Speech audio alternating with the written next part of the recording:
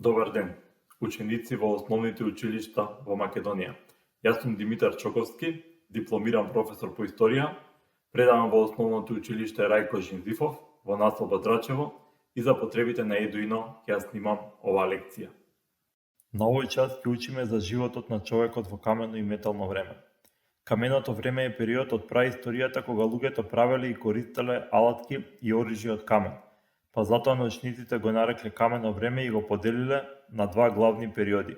Старо камено време, кога луѓето го користеле каменот онаков како што го пронаоѓале во природата или грубо го обработувале, и младо камено време, кога луѓето развиле поголеми вештини во обработката на каменот и од него правеле покорисни алатки и оружја. Да запаметиме, каменото време се дели на старо камено време, кога човекот го употребувал каменот така како што го наоѓал во природата или пак грубо го обликувал со кршење, и младо камено време, кога човекот го обработувал каменот и му давал разни облици според своите потреби.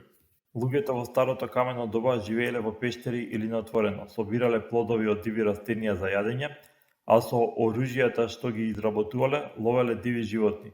Живееле и се движеле во групи, наречени орди. Некои групи правеле мали скулптури од глина, камен или коска, а некои групи сликале или врежувале цртежи на карпи или на зидовите во пештерите. Луѓето во младото камено доба научиле како да одгледуваат растенија за храна, тоа биле почетоците на земјоделството. Потоа научиле да припитомуваат диви животни, тоа биле почетоците на сточарството, потоа да прават предмети од печена глина, да изработуваат каенини и кошници. Бидејќи од ловци собирачи станале земјоделци и сточари, постепено го промениле начинот на живот и започнале да живеат во постојани живеалишта села.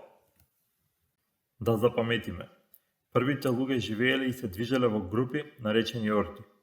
Луѓето во старото камено време биле ловци и собирачи, односно ловеле диви животни и собирале готови плодови од природата.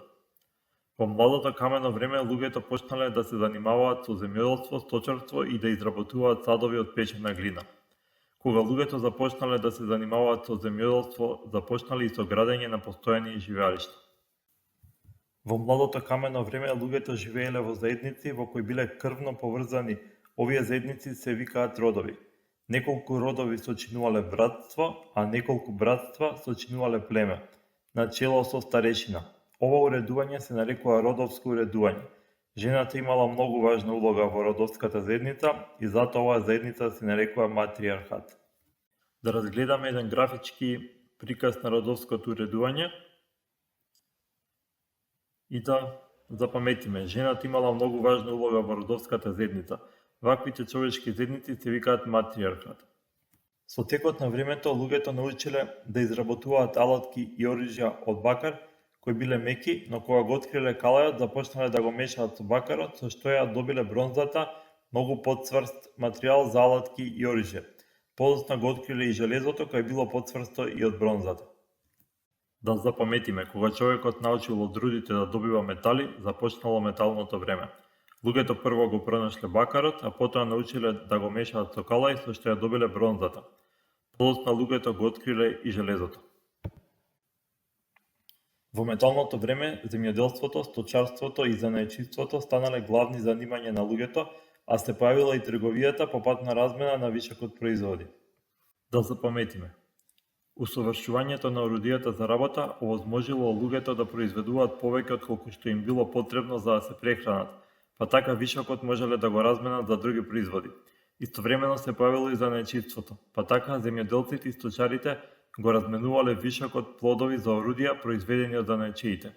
Размената се вршела производ за производ. Постепено се појавила имотна нееднаквост меѓу луѓето, а родовските заедници се распаднале на помали семејства кои пак се обединувале во општини. Старешините на племињата воделе војни за ограбување, територија и робови. Се тоа ја наметнало потребата за организирање и уредување на односите меѓу луѓето. Така биле создадени првите држави. Да го разгледаме графичкиот приказ на новото уредување во племињата.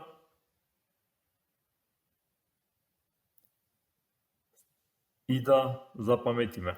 Старешините на племињата воделе војни за да стекнат богатства и заробеници кои ги претворале во робови. При тоа ја задржувале за себе најдобрата земја и земале најмногу од војниот плен. Тие им давале подобра земја и поголем плен на своите роднини и придружници. На освоените територии тие почнале да поставуваат управители, судии, свештеници и службеници. Така биле создадени првите држави на чие чело стоеле владетели. Првите држави биле создадени во 4-тиот милениум пред нашата ера во долините на големите реки во Египет, Месопотамија, Индија и Кина. Тоа беше се за оваа лекција. Чувајте се, останете во добро здравје и се разбира, учете историја. Поздрав!